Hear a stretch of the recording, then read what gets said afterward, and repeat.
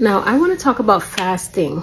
How and why I started to do spiritual fasting. Of course, I was going through a hard time, and I've actually never been able to fast very well all my life. I started to do a fast only because I was trying to lose weight. I just knew that if I cut off eating at a certain time, and try to do some intermittent fasting, that usually would help. So I started having success with that. But of course, I was also going through a lot of spiritual attacks. What I noticed is when I would break the fast, like within minutes, an attack would come on. Like immediately something would happen just out of nowhere. At first I wasn't thinking like, oh, okay, this is an attack. It was happening like a pattern. It was like as soon as I would put something to my mouth at a particular time of day, it was like, oh yeah, let's try something.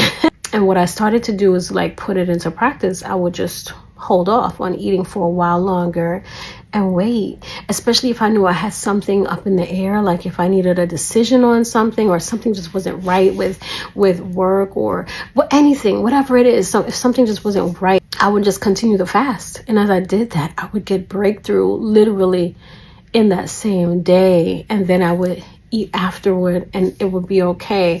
Anytime I had a problem holding that fast, like feeling like I had cravings early in the morning and wanting something that I knew I shouldn't eat, like as soon as I would have it, within minutes, within less than an hour, I'd be getting a call with some kind of problem.